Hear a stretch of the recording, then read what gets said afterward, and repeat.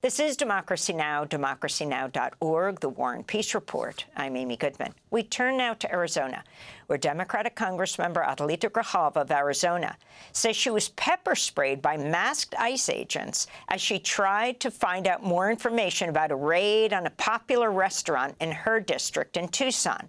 Grijalva is the first Latina to represent Arizona in Congress. She posted this video of herself as she identified herself to the agents before they pepper sprayed her. You're a city member of Congress. You need to calm down. You guys need to calm down and get out. You need to get out. You need to get out.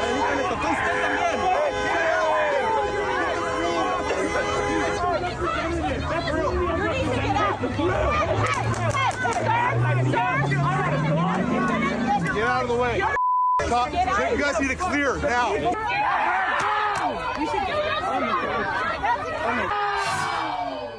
The video posted by Congressmember Grijalva slows down the final scene and repeats the part where an Immigration and Customs Enforcement officer pepper sprays her. Grijalva joins us now for more. She last joined us right after she was sworn in last month to succeed her father, former Congressmember Raul Grijalva, after a 50-day delay, as she then became the 218th signatory on the bipartisan Epstein Files Transparency Act, which compels the Justice Department, FBI, and federal prosecutors to disclose the documents by December 19th. We'll talk about that in a minute. But Congressmember Grijalva, thanks so much for being with us. Let's start with what happened on Friday. Tell us exactly where you are, what was the establishment that was being raided, and what happened to you? Yeah, so that's a restaurant I go to all the time. It's Taco Giro. I was literally on my way there for lunch with three of my members of my team, and we got a call turning down that corner saying, hey, something's going on at Taco Giro. There's like an ICE raid. So you could see it. I mean, the road was blocked. I pulled off into another establishment and walked over to try to find out what was going on. I asked questions. I introduced myself as a member of Congress. I believe that it is my job. Oversight is my job. It's not optional. And I was trying to ensure people's rights were protected. And except for one individual, everybody else, it didn't matter if I was a member of Congress or not. They were trying to incite some sort of riot because there was no reason at that point for them to still be there. So at the part of the video where I said, you all need to go, right before that, there was an agent that said, if you all need to move and we'll get out of here. So once I asked everyone to move, I was trying to de-escalate the situation. So the road was clear. That's why I kept saying, okay, y'all need to go now. Y'all need to go now. Our community deserves safety, clarity, due process. And I'm going to continue to demand answers about who was targeted and why this location was chosen and whether protocols were followed, because Southern Arizona elected me to stand up for them. So what has ICE responded, or the federal government responded to your pepper spraying? Oh, they said I wasn't pepper sprayed. So that was the response, that I wasn't pepper sprayed, that this was a long investigation. And it's literally what we were asking, and I was asking, is what is going on here? So the video speaks for itself. I was pepper sprayed, and then there was gas. And it was, I mean, you can see officers, Telemundo was there, Univision was there. There were other stations there. You can see officers in other videos clearly shooting a spray right at people's eye line, unnecessarily. I mean, the sort of where I was, the person that was hit the worst, literally in front of me, was a member of the press. And DHS did, admit to that. Like, there was a member of the press. And I said, they weren't being aggressive. They had press credentials and a lot of cameras.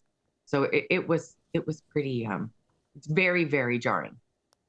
So what happened to the restaurant? Who got arrested? I don't know. I believe it's still closed. I haven't gone back. So they're locally owned, but it's a chain around other places in Southern Arizona. What the claim was is that it was a raid having to do with taxes. But again, the show of force in the middle of the community was very, very concerning, very aggressive to everybody. Adelita Grijalva, I want to ask you a question on another issue. You were the final vote needed on the discharge petition that calls for the release of the Epstein files. Other Republicans joined you, and among them was Marjorie Taylor Greene. I wanted to turn now to a clip of Marjorie Taylor Greene. She was interviewed on 60 Minutes, and she's talking about the threats she received for bucking the president, and how serious, in fact, that they are. Let's go to Marjorie Taylor Greene speaking on 60 Minutes. After President Trump called me a traitor, I got a pipe bomb threat on my house, and then I got several direct death threats on my son. On your son? On my son.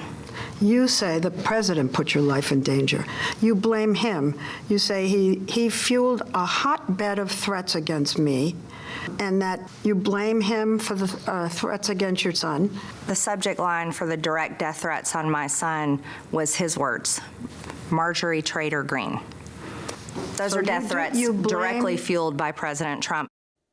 So that's Marjorie Taylor Greene saying that she's receiving death. Her son has received death threats because of what President Trump said about her, calling her Marjorie Traitor Greene.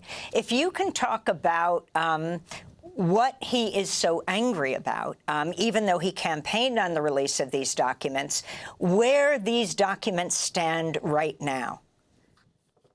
Yeah. So as I understand it, they are every little piece of the puzzle, as far as the files, have to be approved by a federal judge in order for that investigation to be released. And so it is a longer process than I think any of us want to see. And it's also, what very much concerns me in what Marjorie Taylor Greene is saying, that as an elected person in any position, you shouldn't have to worry about that kind of fear. And she's getting a glimpse of what many of my colleagues have been living with since Trump's been in office and before then. These targeted attacks are incredibly scary. And Trump had done, up until the point that he gave permission to both representatives and senators to vote for the release of the Epstein files, had literally done everything in his power to obstruct their release. And so I don't know what he's afraid of, that the community, that our nation are going to find out. But I do think that there are implications very high up. I was listening to your show earlier on how often, this family, the Trump family, how they're enriching themselves off the presidency is a very scary time for all of us and for democracy, right? Right. Donald Trump Jr.'s company getting a $600 million plus contract with the Pentagon, among other things. Let me end by asking you about the massive health premium increases that could soon kick in for millions of Americans as Republican Speaker Mike Johnson races to finalize a Republican health care plan supposedly this week. Republicans want to have an alternative to vote on as Democrats attack them for allowing Obamacare subsidies to expire.